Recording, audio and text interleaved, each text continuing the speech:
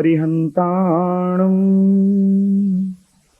नमो सिद्धाणं नमो आयर्याणं नमो वज्रायाणं नमो लोये सब्बसाहुणम् एषो पञ्चनमुक्कारो सब्बपावपणासनो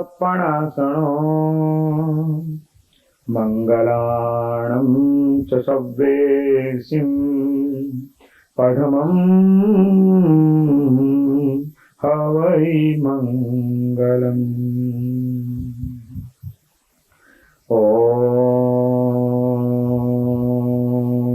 ओंकारं बिंदु संयुक्तं नित्यं ध्यायन्ति योगिनः कामदं मोक्षदं चैव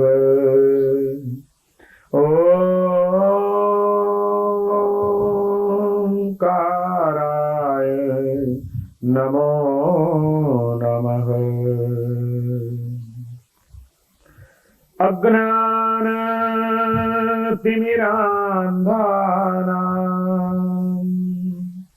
ज्ञानाञ्जनशलाकया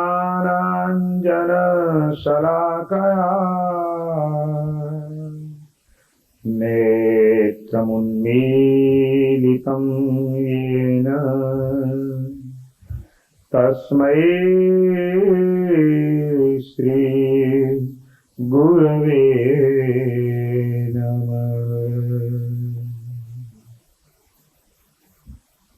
हेमचंद्राचार्य કહે છે કે હે પ્રભુ, નામ, સ્થાપના, દ્રવ્ય અને ભાવ આ ચારેય નિક્ષેપા દ્વારા આપ આ વિશ્વને નિરંતર પાવન કરી રહ્યા છો. પરમાત્માનું પાવન કરવાનું કાર્ય એક પણ ક્ષણ રોકાયા વિના નિરંતરપણે ચાલી રહ્યું છે. સર્વકાળમાં અને સર્વ ક્ષેત્રમાં, ત્રણેય લોકમાં અને ત્રણેય કાળમાં સતત પરમાત્મા પાવન કરી રહ્યા છે. આપણે પાવન થવું છે? સવાલ પહેલો, આપણે થવું છે ખરું? સન્મુખ થવું પડશે. સન્મુખ થવાનું એટલે શું? મેં કીધું ને કે બાલદીએ નળ પાસે જવું જોઈએ, નળની સન્મુખ રહેવું જોઈએ. સન્મુખ થવાનું એટલે શું? પણ સન્મુખ થવાનું એટલે ત્રણ વાતો કરવાની છે, ત્રણ ભાવ કેળવવાના છે. સૌથી પહેલા હું પતિત છું એનું ભાન કેળવવું પડશે. પાવન કોણ થાય? પતિત હોય તે જ. પરમાત્માની પાસે જનારા આપણને ક્યારે પણ એમ લાગે છે ખરું કે હું પતિત છું? હું પતિત છું એનું ભાન કેળવો. બીજા નંબરમાં મારે પાવન થવું છે એની ઝંખના જગાડો.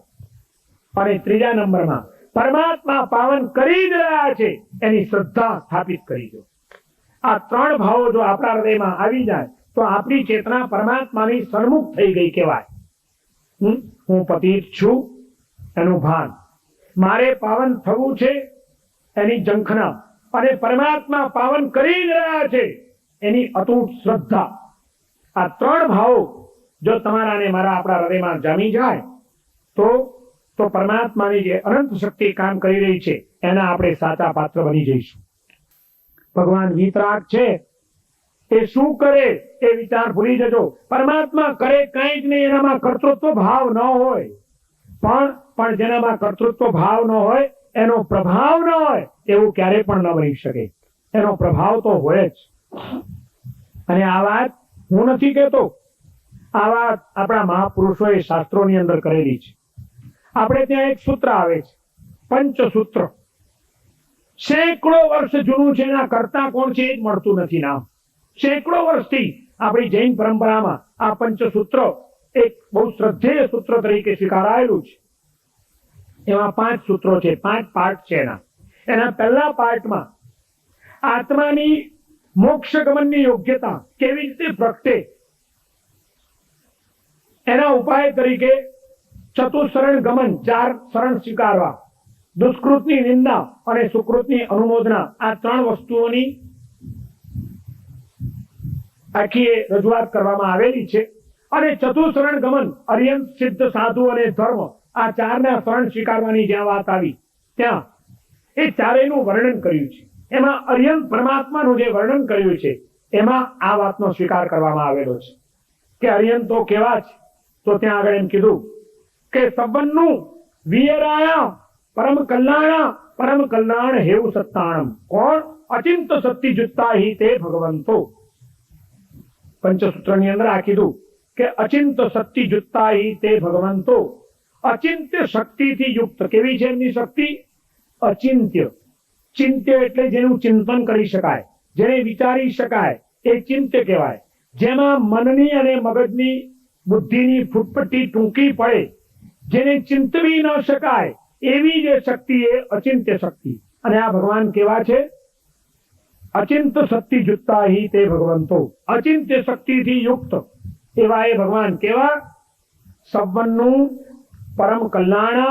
પરમ કલ્યાણ હેવું સત્તાણમ. એ સર્વજ્ઞ છે, પરમ કલ્યાણને પામેલા છે અને જગતના જીવોના પરમ કલ્યાણનું મુખ્ય કારણ છે. આપણા કલ્યાણનું મુખ્ય કારણ કોણ? આપણી આરાધના, આપણી સાધના, આપણો તપ? ના, પરમાત્મા એ આપણા કલ્યાણનું મુખ્ય કારણ છે. એમની અચિંત્ય શક્તિ જ આપણું કલ્યાણ કરી શકે છે. જે વાત પંચસૂત્રની અંદર કરવામાં આવી એ જ વાત હેમચંદ્રાચાર્ય બીજી એક જગ્યાએ જરાક જુદા શબ્દોમાં કરી. એમણે એમ કીધું કે વીતરાગોપી અયમ દેવો ધ્યાયમાનો મુમુક્ષુભિ સ્વર્ગાપવર્ગ સુખદ શક્તિસ્તસ્યૈ તાદૃશી. વીતરાગોપી અયમ દેવો. જો કે આ દેવ વીતરાગ છે તો પણ, અપી શબ્દ વાપર્યો સંસ્કૃતમાં, અપી એટલે પણ. એ વીતરાગ છે તો પણ ધ્યાયમાનો મુમુક્ષુભિ, જે આત્માઓ, જે મુમુક્ષુઓ એમનું ધ્યાન કરે છે, ધ્યાન દ્વારા એમની ચેતના સાથે, પરમાત્માની દિવ્ય ચેતના સાથે પોતાનું જોડાણ કરે છે, એને માટે કેવા છે ભગવાન? સ્વર્ગાપવર્ગ સુખદ.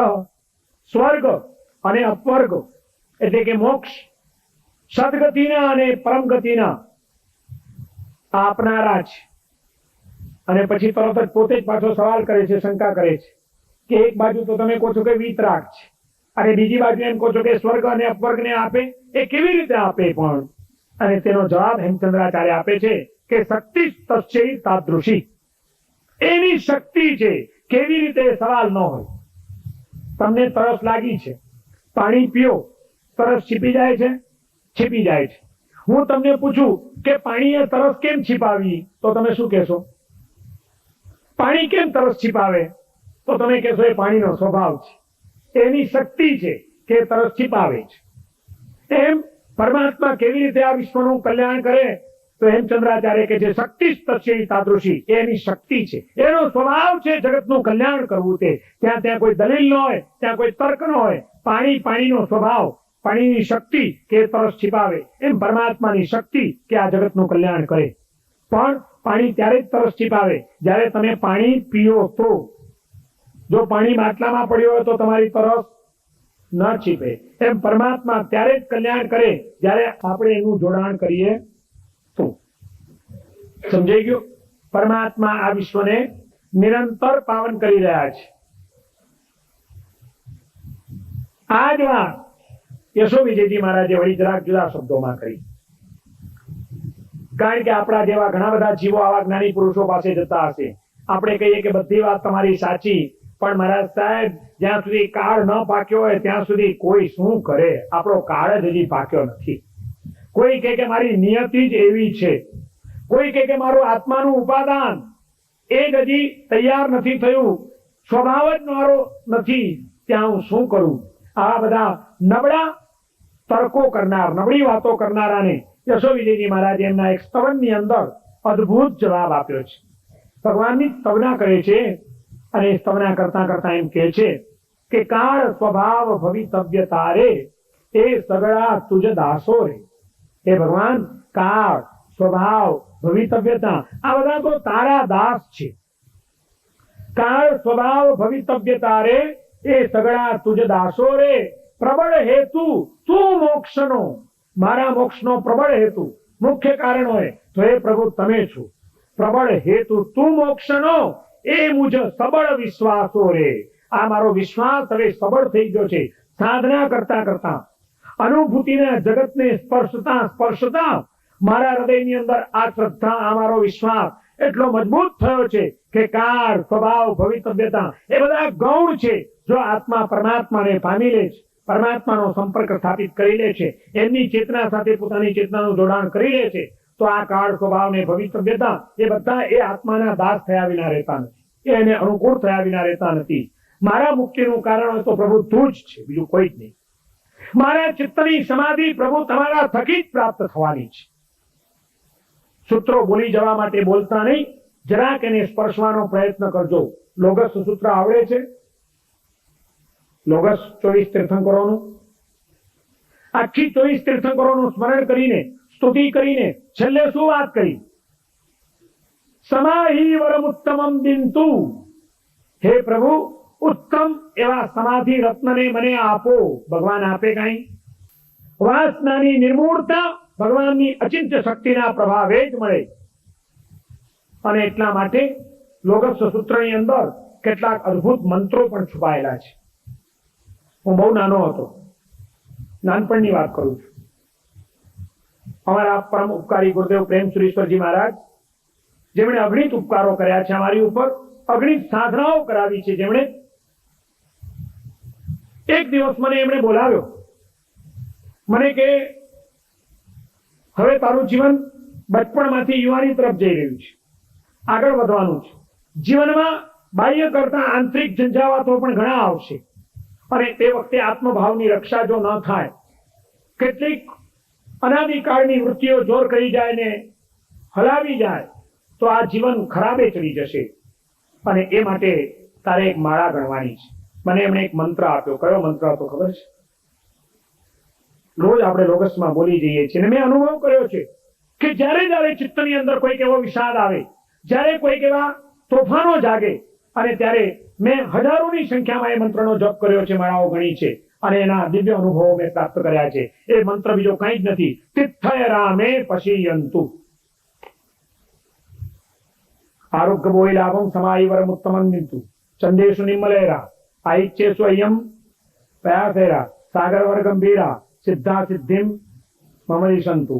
અને તિથ્થય રામે, આ સિદ્ધા સિદ્ધિમ મમ દિશંતુ એ પણ એક અદ્ભુત મંત્ર છે. તિથ્થય રામે પશીયંતુ, હે તીર્થંકરો મારી ઉપર પ્રસન્ન થાવ. અનંત તીર્થંકરોના આત્મ વૈભવની આપણે માંગણી કરીએ છીએ. તીર્થંકર પ્રસન્ન થાય, ભાઈ વિતરાગ, અને એને એમ કહેવાય કે તમે પ્રસન્ન થાવ, તો પછી લોગસ જેવા આવા મહાન સૂત્રોની અંદર આવા બધા શબ્દો મૂકવાની કોઈ જરૂર ખરી? ક્યારેક અનુભવ કરી જોજો. અંતરમાં કોઈક વાસનાના તોફાન જાગે, જીવનમાં કોઈક અશાંતિના વંટોળ વિંઝાય, ત્યારે બધું મૂકીને તીર્થંકર પરમાત્મા પ્રત્યે અનન્ય ભાવની શરણાગતિ સ્વીકારીને બેસી જજો. હૃદયના અંતરથી પોકાર કરજો, તિથ્થય રામે પશીયંતુ, તિથ્થય રામે પશીયંતુ, તિથ્થય રામે પશીયંતુ. તીર્થંકરો પ્રસન્ન થાવ. અને આ તીર્થંકર પરમાત્માઓની અનંત શક્તિ, એનો પ્રવાહ જ્યારે વહેવા માંડે ને આપણે એને જીવીએ, ત્યારે જોજો કેટલી પવિત્રતા, કેટલી પ્રસન્નતા પ્રાપ્ત થાય છે. લોગસ ગગડાવે જઈએ છીએ પ્રતિક્રમણમાં, 2 લોગસનો કૌશક, 4 લોગસનો કૌશક, અને છેલ્લે દિવસે 40 લોગસનો. પણ કેવી રીતે? લોગસ સિદ્ધા સિદ્ધિમ મમ દિશંતુ. નોન સ્ટોપ જ હોય આપણી ગાડીઓ હંમેશા. નો સ્ટેશન, વિધાઉટ સ્ટેશન ચાલી જાય આપણી ગાડીઓ. અરે કેટલી અદ્ભુત પ્રાર્થનાઓ છે, કેટલા અદ્ભુત મંત્રો છે. આ કોઈ સામાન્ય શબ્દો નથી, ગણધર ભગવંતોના બનાવેલા આ સૂત્રો છે, જે ગણધર ભગવંતોએ દ્વાત સાંગીની રચના કરી. તીર્થંકરોના હાથે જેમને આશીર્વાદ પ્રાપ્ત થયા છે, જ્ઞાનના ખજાના જેના ખુલી ગયા છે, એવા મહાન સાધક જ્યારે આ શબ્દોની રચના કરી હોય, ત્યારે શબ્દની પાછળ પણ કેટલું સામર્થ્ય હોય, કેટલી શક્તિ હોય. એવા મંત્ર વાક્ય જેવા શબ્દો એ શું આમ ગગડાવી જવા જેવી વાતો છે?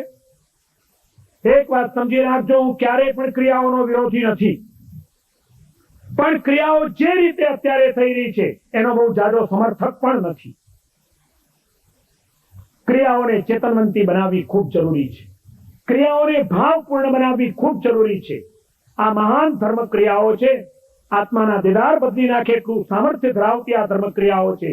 કારણ કે એના સૂત્રો એ મંત્રો છે, પણ એને યોગ્ય રીતે પકડવા જોઈએ. અશુદ્ધ ઉચ્ચારો, ભાવ વગરની ક્રિયાઓ, ઠેકાણા વગરની આરાધનાઓ, એના કોઈ જાજા પરિણામો આપણે મેળવી નહીં શકીએ. ચોક્કસ પાપની ક્રિયા નથી, શુભ ક્રિયા છે, એટલું પુણ્ય જરૂર બંધાશે. પણ જેમાંથી લાખ રૂપિયાનો નફો થવાનો હોય એમાં 100 રૂપિયાનો જ ફાયદો થાય તો એવો સોદો કરીને કોઈ દિવસ રાજી થાવ છો?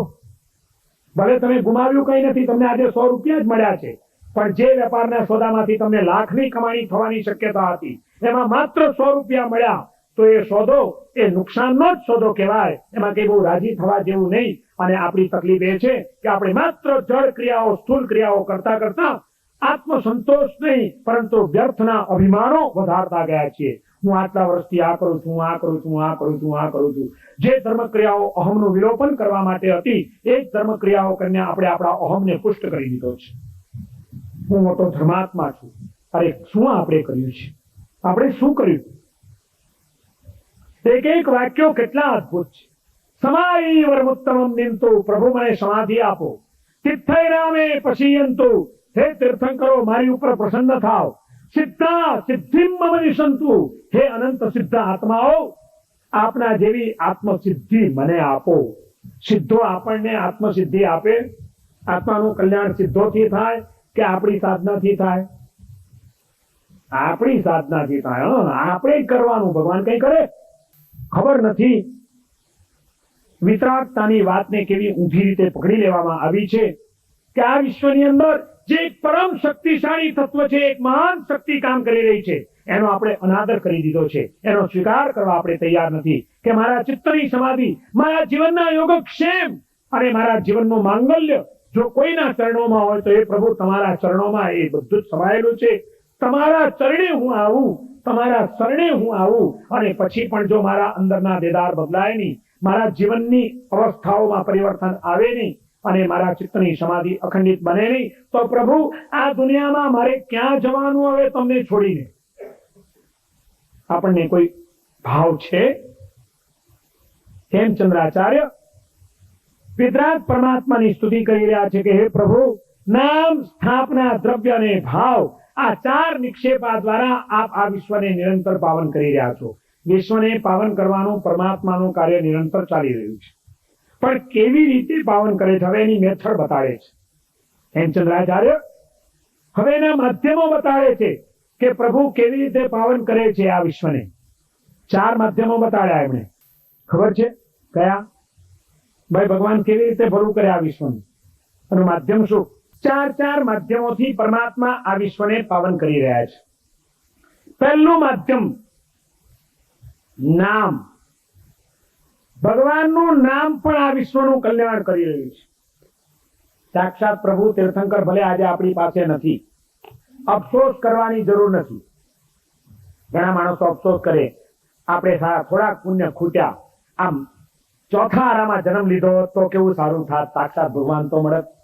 ઘણા કે આ અહીં ક્યાં ભરતમાં ભટકાઈ ગયા, મહાવીર ક્ષેત્રમાં જન્મ મળ્યો તો એ સિમંદર સ્વામી ભગવાનના ચરણોમાં જાત, કેવા આપણે નસીબદાર.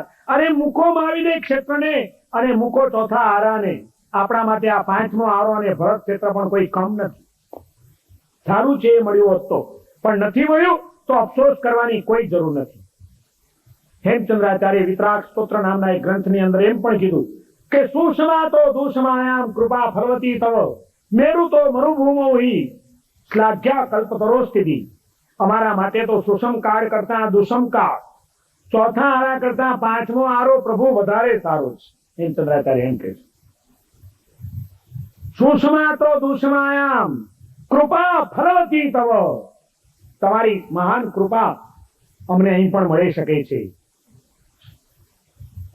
શ્લાઘ્ય કલ્પતરો સ્થિતિ મેરુ તો મરુભૂમો હિ.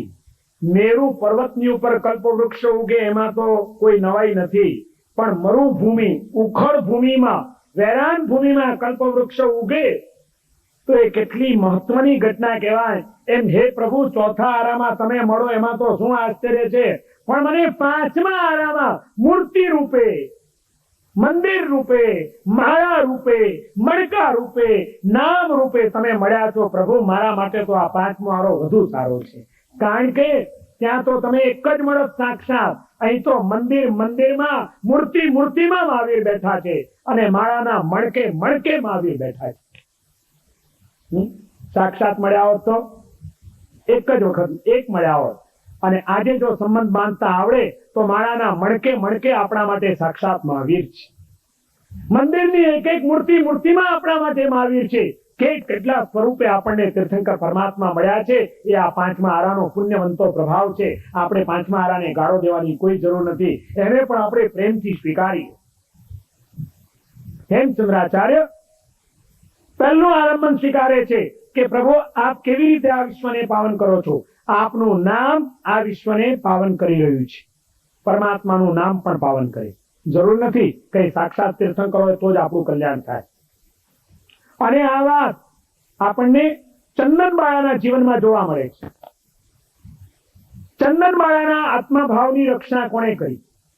ચંદનબાળાના આત્માનું કલ્યાણ કોને કર્યું?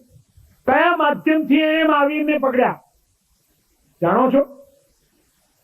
ભગવાનને કેવળ જ્ઞાન થાય, તીર્થંકર નામ કર્મનો ઉદય જાગે, પછી એ ચતુર્વિધ સંઘની સ્થાપના કરે, ધર્મનું પ્રવર્તન કરે, પછી એ તીર્થંકર સાક્ષાત કહેવાય. પણ હજી તો ભગવાનને કેવળ જ્ઞાન નથી થયું. સાધના કાળ ચાલી રહ્યો છે, અને એમાં ભગવાને એક પ્રતિજ્ઞા લીધેલી છે કે આવી સ્થિતિની અંદર જો મને દીક્ષા મળશે તો જ હું પારણું કરીશ. બરોબર? અને એ વખતે ચંદનબાળા નો સંપર્ક થયો છે. ચંદનબાળાની પાસે સાક્ષાત તીર્થંકર હતા? સાક્ષાત નહોતા. તો શું હતું? ચંદનબાળાને તો ઓળખો ને. મળેલા એને કોઈ વાર મળેલા એમ પૂછ્યું તું મુલાકાત લીધી છે કોઈ વાર? કોની મુલાકાત લીધી છે? અરે કલ્પનાની પાંખે આંખો બંધ કરીને અંતરના ઓરડામાં આવા એક એક મહાપુરુષની મુલાકાત એક એક દિવસ લેતા જાઓ. એમની અપોઇન્ટમેન્ટ લ્યો, એમની સાથે થોડીક વાતો કરો, એમને પૂછજો કે હે દેવી આ શું ગજબનો ચમત્કાર કે પ્રભુ એમના જીવનની ઉત્કૃષ્ટમાં ઉત્કૃષ્ટ તપશ્ચર્યાનું પારણું તમારા હાથે કરે. આવો મહાન વિરલ લાભ કેમ તમને મળ્યો? પરમાત્માને તમે કેવી રીતે આકર્ષી શક્યા? એની પાછળનું પરિબળ કયું હતું? અમને ભાઈ જરા કંઈક ચાવી તો બતાડો. અમે ભગવાનને ખેંચી લાવીએ અમારા ઘરના આંગણે. કોક વાર તો મળો ચંદનબાળાને. કોને મળ્યા? દુનિયાને મળવામાંથી ઊંચા આવીએ તો એ બધાને મળીએ ને આપણે. ચંદનબાળાનું પાત્ર અદ્ભુત પાત્ર છે. એક વખતની એ રાજકુમારી દાસી તરીકે વેચાયેલી, અને કેવી વિકટ પરિસ્થિતિમાં મુકાઈ છે. શત્રુઓએ હલ્લો કર્યો છે, શહેરમાં ભાગદોડ મચી ગઈ છે. રાજા રાણી પરિવાર બધો જાન બચાવવા માટે ભાગી છૂટ્યો છે.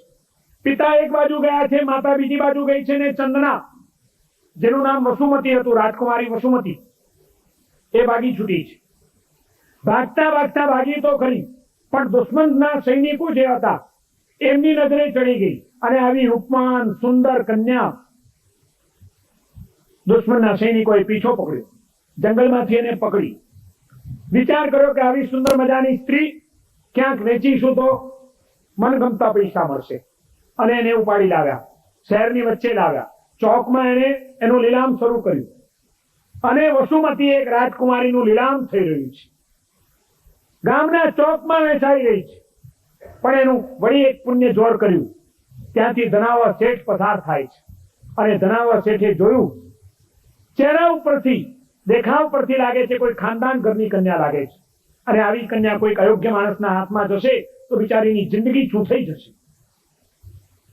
મારા માટે તો એ દીકરી જેવી છે, મારે એના જીવનની સંભાળ લેવી જોઈએ. લીલામાં ઉભા રહી ગયા. બોલીમાં હાઈએસ્ટ રકમ બોલીને વસુમતીને લઈ લીધી. વસુમતીને લઈને ઘરે લઈ જાય છે, અને કહે છે, બેટા ચિંતા ન કરીશ, તારા જીવનની અંદર કોઈ નુકસાન તને નહીં થવા દઉં, તારો વાંકો વાળ નહીં થવા દઉં. તું મારા માટે દીકરી છે, હું તારા પિતાની જગ્યાએ છું, નિર્ભય થઈને રહેજે. અને પ્રેમથી એને આશરો મળી ગયો. વ્યક્તિના જીવનની અંદર અપ્સ એન્ડ ડાઉન્સ સતત આવ્યા જ કરતા હોય છે. એક વખતની રાજકુમારી કેટલી અપ સ્થિતિની અંદર હતી, એમાંથી અચાનક જાન બચાવવા માટે ભાગી છૂટવું પડ્યું, ડાઉન ગઈ. સૈનિકોના હાથમાં ઝડપાઈને લીલામ થયું, ઓર પછડાટ મળી. પણ એની વચ્ચે વળી પાછા એક વાત્સલ્યથી ભરપૂર પવિત્ર વ્યક્તિ, પિતા તરીકેનું એક છત્ર મળી ગયું, પાછી અપ થઈ અને જીવન ચાલ્યું જાય છે. ધનાવર શેઠને એટલો બધો પ્રેમ છે કે જેની વાત ન પૂછું.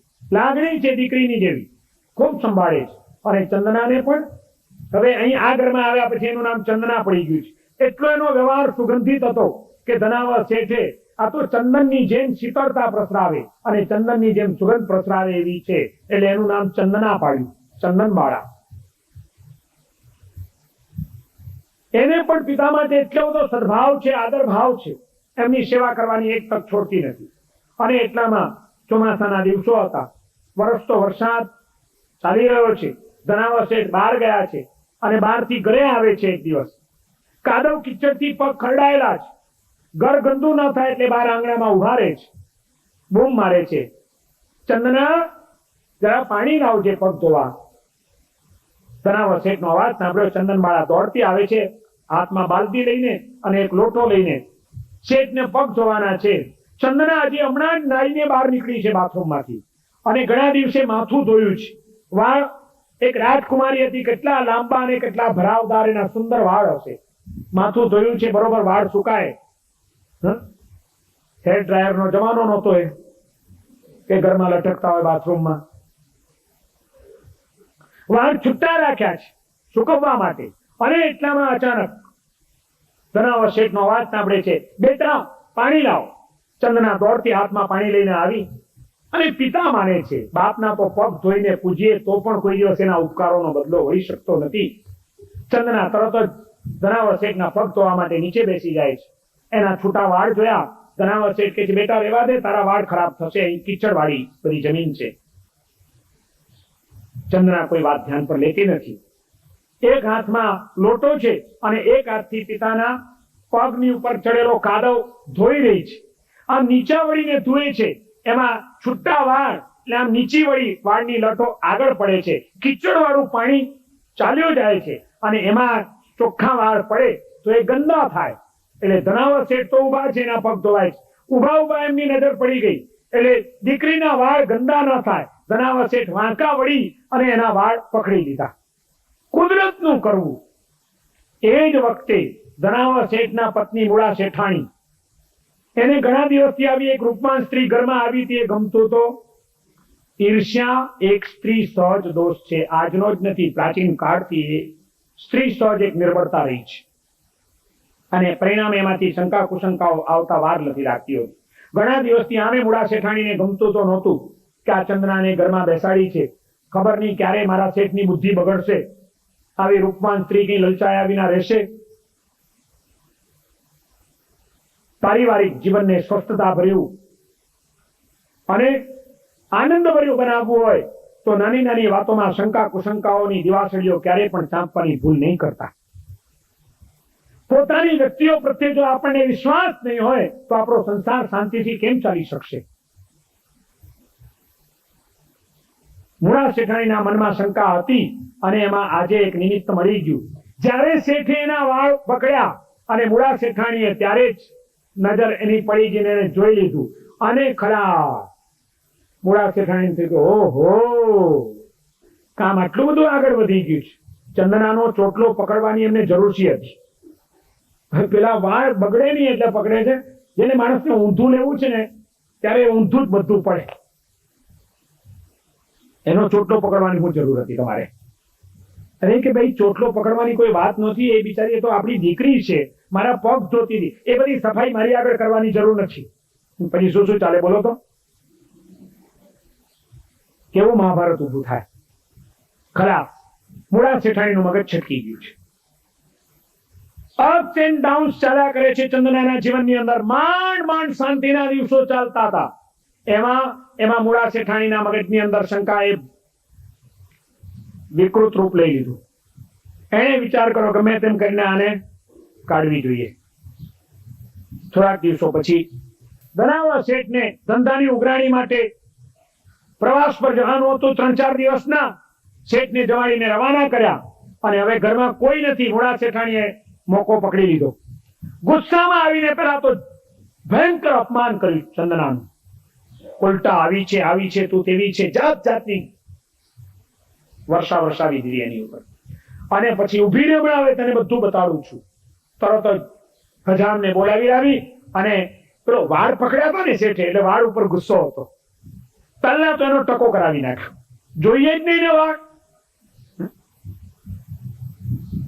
ટકો કરાવી નાખ્યો. હાથ પગમાં બેડીઓ બાંધી દીધી, સાંકળ, અને ઢસડીને ઘરના ભોયરામાં લઈ ગયા. બેઝમેન્ટની અંદર ભોયરામાં પૂરી દીધી. ઉપરથી દરવાજો બંધ કરીને તાળું મારી દીધું. ઘર બંધ કરી અને પોતે પિયર ચાલી ગઈ. મૂળા શેઠાણીએ ચંદનાને ભોયરામાં પૂરી. નથી ખાવાનું આપ્યું, નથી પીવાનું પાણી મૂક્યું, કઈ જ મૂક્યું નથી. હાથ પગમાં બેડીઓ નાખી છે, માથે મુંડન કરાવી નાખ્યું છે અને ભયંકર તિરસ્કારની આગ વરસાવી છે. અને એવી પરિસ્થિતિમાં ભોયરામાં એકલીને અટોલી બેઠેલી ચંદના, એ ચંદનાએ શું કર્યું હશે? તે વખતે ચંદનાને શું થયું હશે? બોલો, શું થયું હશે?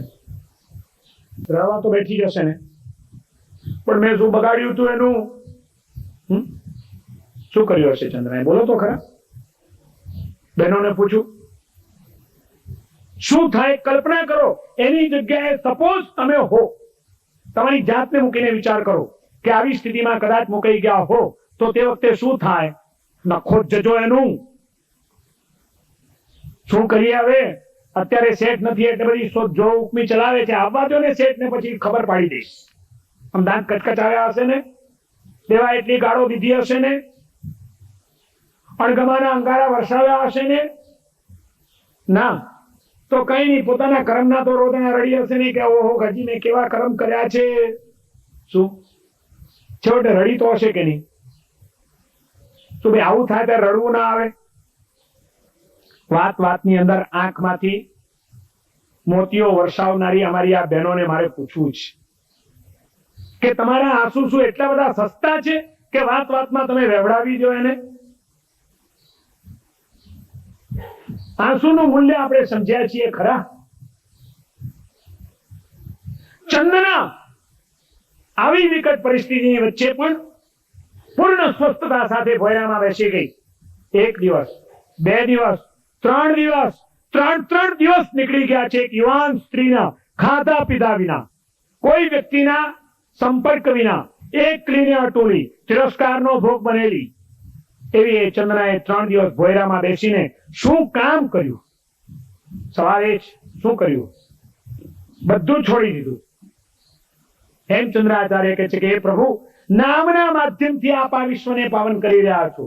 અને ચંદનાએ પાવન થવા માટે મહાવીરના નામનું માધ્યમ પકડી લીધું. ભોયરામાં બેઠેલી ચંદના વીર વીર વીર વીર મહાવીરના સ્મરણમાં, મહાવીરના નામસ્મરણમાં એવી લીન બની ગઈ. 3 દિવસ ક્યાં ચાલ્યા ગયા ખબર પણ ન પડી. આ 3 દિવસ દરમિયાન ચંદ્રાએ આંખમાંથી એક પણ આંસુનું ટીપું નથી પાડ્યું. આર્ત ધ્યાન નથી કર્યું. પોતાની ઉપર અપરાધ કરનારે મૂળા શેઠાણીને માટે એક પણ ખોટો વિચાર નથી કર્યો. આ શક્તિ એને ક્યાંથી મળી? ચંદનાને કોણે પાવન કરી? એને પડવા કોણે ન દીધી? દુર્ભાવનામાં, આર્ત ધ્યાનમાં કોણે એની રક્ષા કરી? પરમાત્મા પાવન કરી જ રહ્યા છે નામના માધ્યમથી. માત્ર નામનું માધ્યમ એવા અનન્ય ભાવે સ્વીકાર્યું છે ચંદનાએ. ભોયરામાં મહાવીર છે, એની પાસે સાક્ષાત નથી. તો મહાવીરની મૂર્તિ હતી, મૂળા શેઠાણી આપી ગઈ હતી કે લે આ તારા મહાવીરની મૂર્તિ મૂકું છું, બેઠી બેઠી આખોની પૂજા કર્યા કરજે. મૂર્તિ હતી, સાક્ષાત મહાવીર નથી. મહાવીરની મૂર્તિ નથી, કઈ જ નથી. શું છે?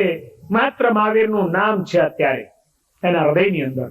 અને નામની એ તાકાત પરમાત્માનું નામ છે ને. શબ્દનો પણ એક બહુ મોટો પ્રભાવ હોય છે, ખબર છે તમને? તમે અહીંથી હમણાં નીચે ઉતરો અને કોઈ તમને કહે કે હાવ ગધેડા છો ગધેડા, તો કઈ થાય આપણને? શું આપણે ગધેડા છીએ? આપણે તો જે છીએ એ છીએ, પણ છતાં કોઈ કે ખાલી આ એક શબ્દ આપણા માટે બોલ્યા તો એ શબ્દની આપણને અસર થાય છે કે નહીં? શબ્દની તાકાત કેટલી છે! જો ગધેડો કહેવાથી આપણા ચિત્ત પર અસર થતી હોય, એ ગધેડાના નામનો પણ આટલો પ્રભાવ હોય, તો ભગવાનના નામનો તો કેટલો પ્રભાવ હોય? પ્રભુનું નામ અદ્ભુત વસ્તુ છે, અદ્ભુત વસ્તુ છે. ચંદનાએ નામનું માધ્યમ પકડી લીધું. વીર વીર વીર વીર વીર વીર વીર વીર વીર મહાવીરના ધ્યાનમાં લીન બની ગઈ છે ચંદના. અને પરિણામ 3 દિવસ ચાલ્યા ગયા. મૂળા શેઠાણી તો પિયર ગયા છે, ધનાવર શેઠ ઘરે આવે છે, ઘર બંધ જુએ છે, આજુબાજુ પૂછે છે. ખબર પડી કે એમના ગયા પછી આવો જુલમ ગુજારાયો છે. હાંફળા ફાંફળા થતા ધનાવર શેઠ ભોયરામાં જાય છે. ભોયરામાં જઈને જુએ છે તો ચંદના અડોલ બેઠી છે. અઠ્ઠમ થઈ ગયો છે 3 ઉપર. પછી તો સુઈ જાય કે નહીં? ટટ્ટાર બેઠી છે. વીર વીર 3 દિવસમાં તો એવી લીનતા આવી ગઈ છે, મહાવીરના ધ્યાનમાં એવી તલ્લીન બની ગઈ છે, બધું ભૂલી ગઈ છે. અને ધનાવર શેઠ ગયા, એની આ સ્થિતિ જોઈ, કરમાઈ ગયેલી એની કાયા જોઈ, ટકો થયેલો એનું માથું જોયું, હાથ પગમાં જંજીરો જોઈ, ધનાવર શેઠનું હૃદય ભરાઈ ગયું. બેટા બેટા તારી આ હાલત! અને બેટા કહીને જ્યાં ધનાવર શેઠ એની ઊભી કરે છે, ત્યારે તો પછી ચંદના રડી હશે કે નહીં? દુઃખમાં કોઈક આપણને હું ફાપનાર, આપણું નિકટનું સ્વજન મળે ત્યારે તો હૈયું ભરાઈ જાય કે નહીં? ધનાવર શેઠ આવ્યા પછી તો ચંદના રડી હશે ને, જુઓ તમારું તમે ચાલ્યા ગયા ને મને શું થઈ ગયું? પછી કોક મૂકી હશે કે નહીં? ત્યારે રડી નથી ચંદના. રડવાનું શેનું? કારણ કે જેના હૃદયમાં મહાવીર છે એ હૃદયમાં આર્ત ધ્યાન ક્યાંથી આવી શકે?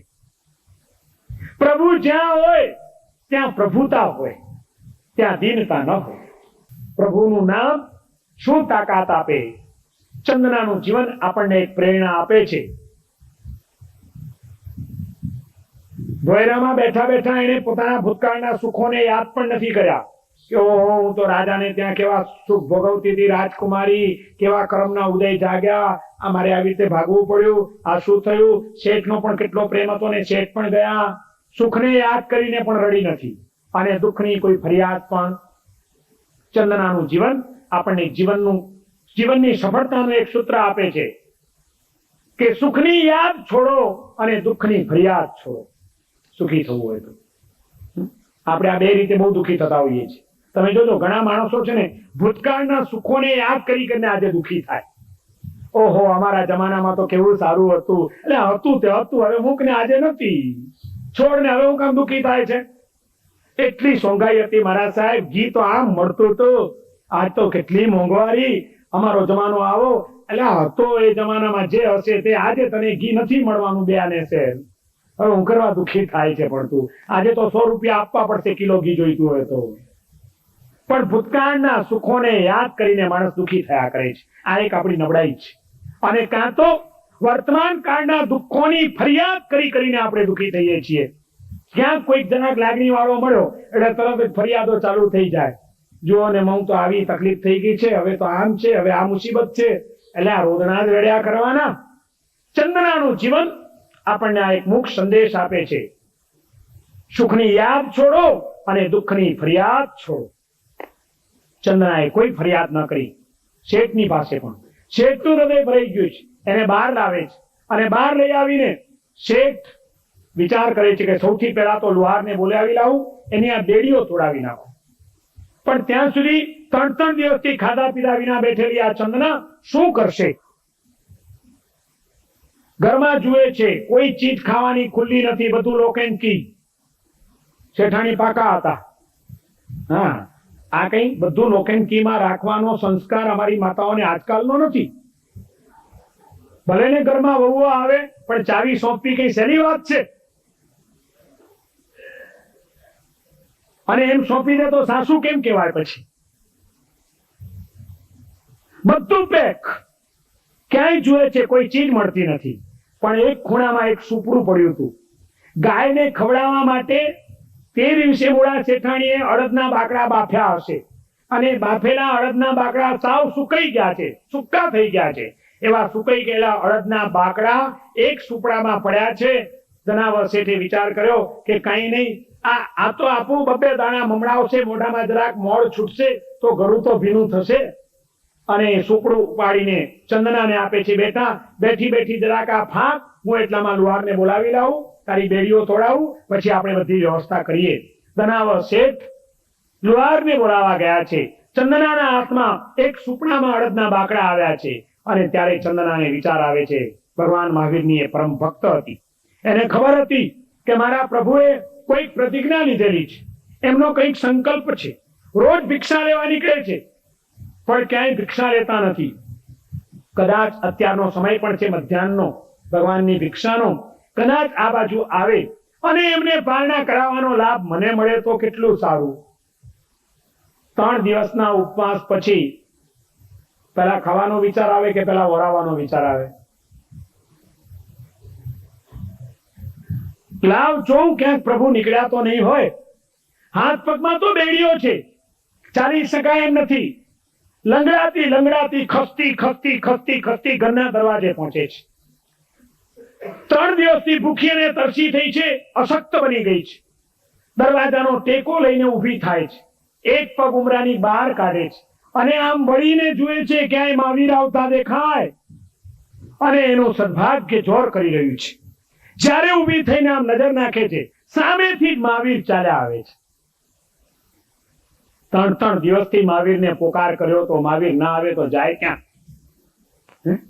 સચ્ચી પુકાર હે, બેડા પાર હે. પુકાર કરતા આવડે છે આપણને? 3 દિવસથી ભોયરામાં બેઠા એ જ કામ કર્યું હતું. સતત મહાવીરને ટેલિફોન જોડે રાખ્યો હતો, ડાયલ ઘુમાવ્યા જ કર્યો હતો.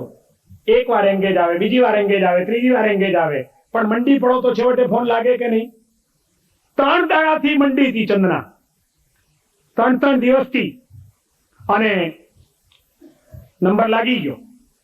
મહાવીરની ચેતનામાં ઝંકાર થયો હશે, મહાવીર ત્યાં પહોંચી આવ્યા છે.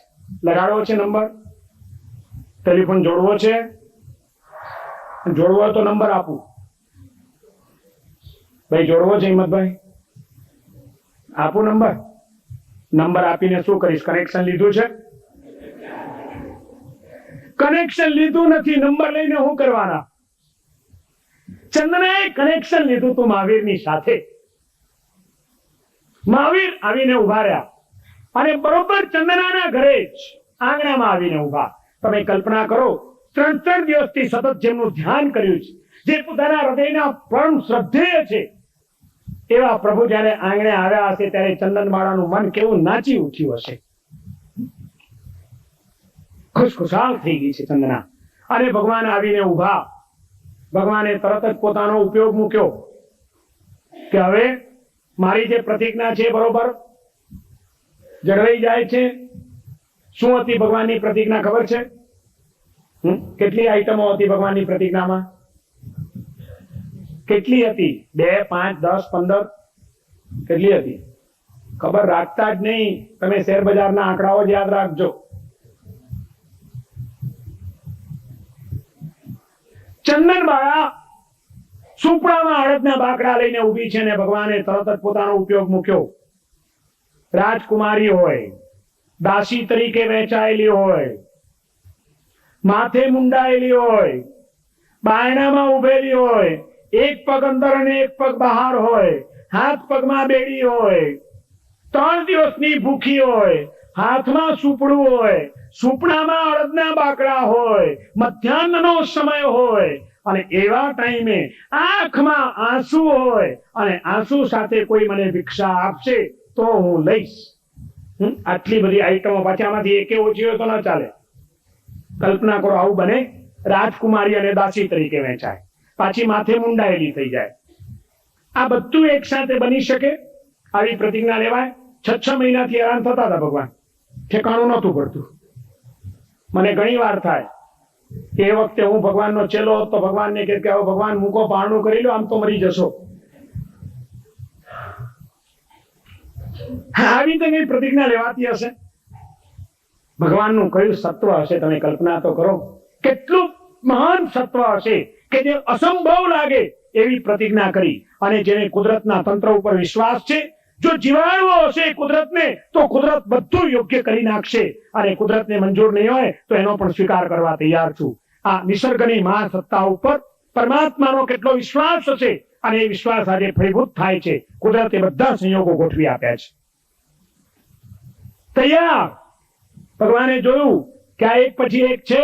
રાજકુમારી છે, યસ. દાસી તરીકે વેચાયેલી છે, યસ.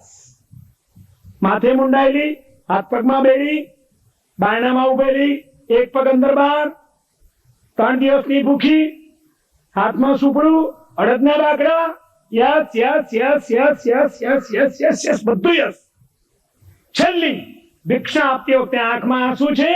મહાવીરે ચંદનાની સામે જોયું. જે ચંદના ભયંકર દુઃખોમાં નથી રડી, એ આજે પોતાના શ્રદ્ધેય પ્રભુ આંગણે આવીને ઉભા હોય ત્યારે રડવાવે છે. એ તો ખુશખુશાલ છે. અને મહાવીરે જોઈ લીધું કે પ્રતિજ્ઞામાં એક આઈટમ ખૂટે છે. મહાવીર પાછા ફર્યા, પીઠ ફેરવી મહાવીરે, અને એક અદ્ભુત ઇતિહાસ સર્જાયો. ભયંકર દુઃખમાં જે ચંદના નથી રહી, મહાવીર આંગણે આવીને પાછા ચાલ્યા જાય. આ આઘાત ચંદનાથી સહન થઈ શકતો નથી. ચંદનાથી જોરથી ડુસકું મુકાઈ ગયું. ધ્રુસકે ને ધ્રુસકે ચંદના રડવા લાગી, અને ચંદનાનું ડુસકું 2 ડગલા આગળ ગયેલા મહાવીરના કાને સંભળાયું, અને મહાવીર પાછા ફર્યા. ખૂટતી આઈટમ પણ પૂરી, અને મહાવીરે ત્યાં આગળ એના હાથે ભિક્ષા ઓરી લીધી. ભગવાનનું નામ પણ આ વિશ્વને કલ્યાણ કરે છે, પાવન કરે છે. ચંદના ધન્ય બની ગઈ. હાથ પગની બેડીઓ તૂટી ગઈ, માથે મજાના વાળ ઉગી નીકળ્યા. પ્રભુએ પારણું કર્યું, દેવોએ રત્નોની વૃષ્ટિ કરી, અને એ જ ચંદના આગળ જતા ભગવાન મહાવીર ધર્મસંઘની સ્થાપના કરે છે. અને ચતુર્વિધ સંઘની સ્થાપના કરવાની આવી ત્યારે ભગવાને સાધ્વી સંઘની અંદર પ્રથમ શિષ્યા તરીકે ચંદનબાળાનો સ્વીકાર કર્યો. પહેલી દીક્ષા ચંદનાને આપી પ્રભુએ. અને ભગવાનની અચિંત્ય શક્તિ અને ભગવાનની કરુણાની પરાકાષ્ઠા ત્યાં દેખાય છે કે જ્યારે ભગવાન મહાવીર સંસારમાં હજી જીવતા રહ્યા, અને ચંદનબાળાને પોતાના કરતા પણ પહેલા મોક્ષમાં મોકલી આપી. ચંદનાનો મોક્ષ પહેલો થયો છે, પછી મહાવીરનો થયો છે. કેટલી કરુણા! પરમાત્માનું નામ આ વિશ્વને પાવન કરી રહ્યું છે. એ શ્રદ્ધા આપણને ચંદનબાળા જગાડે છે. નામનું માધ્યમ લઈ લો, તરી જશો અનન્ય ભાવે. ભગવાન મૂર્તિ દ્વારા આ જગતનું કલ્યાણ કરે છે. ભગવાનની મૂર્તિ પણ આ વિશ્વને પાવન કરે છે. ભગવાનની આકૃતિ અને ચિત્ર પણ આ વિશ્વને પાવન કરે છે. પરમાત્મા આ વિશ્વને પાવન કરી રહ્યા છે. એક વાત સમજી લો, એમની અચિંત્ય શક્તિ આ વિશ્વની ઉપર એવો પ્રભાવ પાથરી રહી છે જેને તમારી અને મારી બુદ્ધિ ક્યારે પણ નહીં માપી શકે, નહીં સમજી શકે. અનુભૂતિનું જગત છે, એને બુદ્ધિના ત્રાજવાથી માપવાની ભૂલ ક્યારે પણ નહીં કરતા. અનુભૂતિ એ અનુભૂતિ છે, બુદ્ધિની મર્યાદા છે, અનુભૂતિ અનંત છે, અને અનંતનો સહારો લઈને આપણે કરવાનું છે. પરમાત્મા આ વિશ્વને 4 માધ્યમોથી તારે છે, કલ્યાણ કરે છે. ભગવાનનું નામ તારે, એ વાત આપણને ચંદનબાળા ઓળખો ને. હવે તો ચંદનબાળાને પૂજ્જો. હવે ક્યારેક મળી જાય કોક શેરીમાં તો એને પૂજ્જો કે ચંદનબાળા, આવા ભયંકર દુઃખમાં તમે કેવી રીતે આવ્યા, સ્વસ્થ રહ્યા. નાનકડું પણ દુઃખ અમને તો હલાવી જાય છે, અમે તરત જ ગાળાગાળી કરવા લાગીએ છીએ, મન બગાડીને બેસીએ છીએ. તમે કેવી રીતે આટલી અદ્ભુત સ્વસ્થતા ધારણ કરી, કંઈક તો ચાવી અમને આપો. ચંદનબાળાના અઠ્ઠમ તો ઘણી વાર કર્યા મારી બહેનો, પણ કોઈ દાડો ચંદનબાળાની મુલાકાત નથી લીધી. ચંદનબાળાના અઠ્ઠમ કોઈએ કર્યા છે આમાંથી? હે ભાઈ, ઘણા કર્યા હશે, પણ એ બી એક ડ્રામા. હા, અમે લીમડીમાં ચાતુર્માસ હતા. એક છેલ્લો નાનકડો પ્રસંગ કહીને પૂરું કરું છું. લીમડીમાં અમારું ચાતુર્માસ હતું. કેટલીક બહેનોએ ચંદનબાળાના અઠ્ઠમ કર્યા. મને કેવા આવ્યા ત્રીજા ઉપવાસના દિવસે કે મારા સાહેબ, અમારે બધાએ ચંદનબાળાના અઠ્ઠમ અમે કર્યા છે, આવતીકાલે પારણું છે. વરાવ્યા વિના તો ચંદનાથી પારણું કરાય જ નહીં. કે રાતો જોવાની નહોતી, આ તો પહેલેથી નક્કી કરી લેવાનું હતું. એ તો કુદરતી મારા સાહેબ આવે ને અમે પારણું કરીએ, એવું થોડી જુદી વાત હતી. આ તો નક્કી કરવા મારા સાહેબ વરવા આવવું પડશે. મેં કીધું બપોરે આવું તો ચાલશે સાહેબ, 3 દિવસના ઉપવાસ છે, સવારે આવો ને.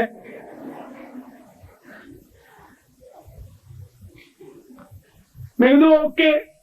તપસ્વી તો છે જ, આખરે તપ કરવો કઈ સહેલી વાત છે? જૈન ધર્મની તપશ્ચર્યા કઈ સહેલી નથી. 8મ નો તપ કર્યો છે. હું ગયો એમને ત્યાં વોરવા, બીજે દિવસે વોરવા ગયો, રીતસર ઘરના બારણામાં બધી ઉભી, હાથ પગની અંદર સૂતરની આંટી નાખી હતી. બેડી તો હોવી જ જોઈએ ને. હાથમાં ચાંદીનું સુપડું હતું. આ ચાંદીનું જોઈએ ને, તો આપણી શ્રાવિકાઓ છે, આ કઈ દાસી તરીકે વેચાવી થોડી છે. ચાંદીનું મજાનું સુપડું હતું, અંદર અડદના બાકડા હતા બાફેલા, બધું કમ્પ્લીટ. એક પગ અંદર રાખ્યો હતો ને એક પગ બહાર રાખ્યો હતો. અને મેં ધર્મલાપ કરતો હું ગયો, મને કે પધારો. મને કે સાહેબ પાતળું કાઢો. મેં કીધું નહીં વોરું. મને કે કેમ સાહેબ? મેં કીધું 2 આઈટમ ખૂટે છે. માથે ટકો કરાવો પહેલા. નાટક કર્યું છે તો પૂરું કરો. સૂતરની આંટી નાખી શકાય છે, પણ વાળનો મોં છૂટી શકતો નથી. ટકો કરાવો, આંખમાં આંસુ લાવો, પછી વોરું. મને કે સાહેબ હવે એ તો ચાલે. ચંદન બાળાને આપણે ક્યાંથી સમજી શકવાના હતા? કયું સત્વ હશે પ્રભુનું? પ્રભુનું સત્વ કયું હશે? કઈ પ્રતિજ્ઞા એમણે લીધી હશે ને કેવી રીતે પાળી હશે? અને ચંદન બાળાની કઈ ભક્તિ હશે? આપણે કઈ સમજી શકીએ? આપણું સત્વ કેવું? ભગવાને જયારે પહેલી વખત ચંદનાને જોઈ અને એક પછી એક yes yes yes yes yes yes yes yes yes કરતા ગયા, એક જ આંખમાં આંસુ નહોતા. હવે લગભગ 99 આઈટમ બધી મળી જતી હોય, પછી એકાદ વસ્તુ ન હોય તો કોમ્પ્રોમાઇઝ કરી લેવું જોઈએ કે નહીં? હે ભાઈ, આ ભગવાન વધારે પડતા ચીકણા તો ખરા ને થોડાક. હા, જો આ ભાઈ કે છો ઓવર કહેવાય. ભગવાનને ઓવર કહેનારા આપણે ક્યાં હશું કઈ ખબર પડતી નથી. હા, એ ભાઈની વાત નથી, આપણા બધાની વાત છે. આપણને એમ જ થાય કે આ બધું પડતી હવે ચીકણી કહેવાય. એક તો 6 મહિનાથી હેરાન થાય છે, 5 મહિના ને 25 દિવસો નીકળી જાય છે. રોજ ફરતા ફરતા ક્યાંય ગોતરી મળતી નથી. આજે હવે લગભગ બધું સચવાઈ ગયું છે, તો એક આઈટમ પૂરતો તો ચલાવી જ લેવું જોઈએ ને. ભગવાનનું એ સત્વ કયું હશે? નહીં એટલે નહીં, બસ. ભગવાનના એ સત્વને આપણા જેવા કાયર માણસો શું સમજી શકે? આપણે સમજી શકવાના હતા કોઈ દિવસ? કારણ કે આપણે બધે પતાવટ કરવાનું શીખ્યા છીએ. ચાલે હવે, ચલાવો, પતાવો, પતાવટ જ કરવાની હોય. ઘણી વાર મને એમ થાય કે આ ધર્મ છે ને ખોટા માણસોના હાથમાં આવી ગયો છે. આ ધર્મ ક્ષત્રિયોનો ધર્મ છે, ક્ષત્રિયોનો ધર્મ છે. તમે જુઓ 24 તીર્થંકરો આપણા ક્ષત્રિય, અને ક્ષત્રિય એટલે જેના સત્વ હોય, ક્ષત્રવટ હોય, ખમીર હોય, ખુમારી હોય, લડી લેવાની હિંમત હોય, એનું નામ ક્ષત્રિય કહેવાય. અને એવો ક્ષત્રિયોનો ધર્મ વાણિયાઓના હાથમાં આવી ગયો, જેના નેચરમાં પતાવટ કરવાની વાતો હોય. નથી લાગતું કે ખોટી જગ્યાએ આવી ગયો છે આ ધર્મ? એટલે આપણે પતાવવાનું. ચાલે હવે, એટલું તો ચાલે, ચલાવવાનું. પતાવો ને કામ. એક ગામમાં અમે ચાતુર્માસ હતા. કેટલું આપણું સત્વ છે મજાનું જુઓ. ચાતુર્માસ બહુ સરસ ગયું, ખૂબ લોકોએ લાભ લીધો. ચાતુર્માસ પૂરું થયું ને અમારે વિહાર કરવાનો આવ્યો. વિહાર કર્યો, ગામની બહાર પહોંચ્યા, માંગલિક સંભળાવ્યું. છેલ્લું માંગલિક સંભળાવીને હવે અમારે વિદાય લેવાની હતી. સ્વાભાવિક કીધું ભાઈ 4 મહિના આટલો બધો તમે લોકોએ લાભ લીધો છે, આજે કંઈક યાદગીરી લ્યો. દરેક વ્યક્તિ કંઈક ચાતુર્માસની યાદગીરી રૂપે એક પણ નાનકડી પ્રતિજ્ઞા, કોઈક નાનકડી એક બાધા, બધાએ કંઈક ને કંઈક લીધી. એક માણસ એ કે સાહેબ હું હમણાં બાધા નથી લેતો, મારે થોડી ચોખવટ કરવી છે, તમે આજે રાતના ક્યાં છો? હું ત્યાં આવીશ મુકામ પર. મેં કીધું વાંધો નહીં, ચાલ અમારો આ ગામમાં મુકામ છે, સાંજે આવો. મને કે મારા સાહેબ જો જિંદગીમાં હું કોઈ દિવસ બાધા લેતો નથી, કારણ કે હું એવું માનું કે કાં બાધા લેવી ને લેવી તો બરોબર પાડવી. બાધા લીધા પછી નકામો ભંગ થાય, દોષ લાગે, એના કરતા પહેલેથી સમજીને લેવી. મેં કીધું કઈ વાંધો નહીં, તારી વાત બહુ સારી છે કે તું આટલો જાગૃત છે, પણ છતાં તારાથી જે તને લેવી હોય એક માળા ગણવાની કંઈ પણ. મને કે નહીં મારા સાહેબ, એમ તો હું આજે વિચારીને જ આવ્યો છું, હવે તમારી પાસે લઈશ, પણ થોડીક છૂટછાટ સાથે મારે બાધા લેવી છે. મેં કીધું વાંધો નહીં, છૂટછાટ તો આપણા વાણિયાઓના બ્લડમાં છે, ચાલે. મેં કીધું શું લેવું? મને કે મારા સાહેબ કંદમૂળ ખાવું નહીં અને બાકા આપી દો, પણ એમાં 3 છૂટ મેં રાખી છે. આમ તો સાહેબ હું ખાઈશ નહીં, પણ સાંજે માંદે ખાવાની છૂટ. ક્યારે? સાંજે અને માંદે. આમ કંદમૂળ ખાવું નહીં, પણ સાંજે માંદે, સાંજે પણ ખાવાનું ને માંદે ખાવાનું. તો ક્યારે નહીં ખાવાનું ભાઈ? મને કે મારા સાહેબ બીજી પણ એક ચોખવટ કરેલું કે મારે વેપાર ધંધાના કારણે એટલું બધું બહારગામ રખડવાનું થાય, બહારગામ જઈએ ત્યારે હોટલોમાં ખાવાનું થાય, ક્યાંક મળે ક્યાંક કાંદા ને બટાકા તો બધે જ હોય. મારા સાહેબ નકામો પછી બાધામાં દોષ લાગે, એના કરતા પહેલેથી ચોખવટ કરીને લેવી સારી. એટલે સાહેબ બાધા આપો, કંદમૂળ ખાવું નહીં, પણ ગામ પરગામ છૂટ. સાંજે માંદે છૂટ, ગામ અને પરગામ છૂટ. ગામમાં છૂટ ને મેં કીધું વાંધો નહીં લે. મને કે સાહેબ હજી એક ત્રીજી વાત કહી દઉં. મેં કીધું બોલ. મને કે સાહેબ આમ તો નહીં જ ખાવું, બાધા આપણી પાકી, પણ છતાં જાણે અજાણે ખવાઈ જાય તો?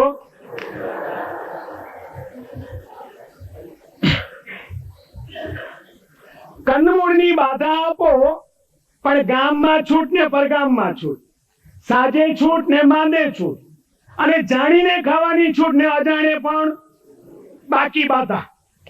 આવા સત્વહીન અને કાયર માણસો ભગવાન મહાવીરની પ્રતિજ્ઞાનું સત્વ શું સમજી શકે?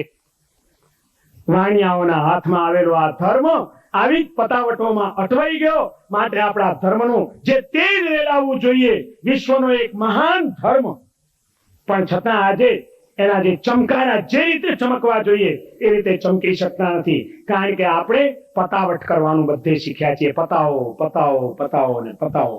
આવું કઈ ન થાય. આપણે પ્રભુના એ સત્વને સમજીએ, ચંદનવાળાની એ ભક્તિને સમજીએ અને પરમાત્માની અચિંત્ય શક્તિને સમજીએ, તો જ આપણું જીવન ધન્ય બની શકશે. આવી જીવનની ધન્યતા તમને અને મને, આપણને સૌને પ્રાપ્ત થાય એવી શુભેચ્છા સાથે આજનું અત્યારનું પ્રવચન પૂર્ણ કરું છું. ઓમ શાંતિ.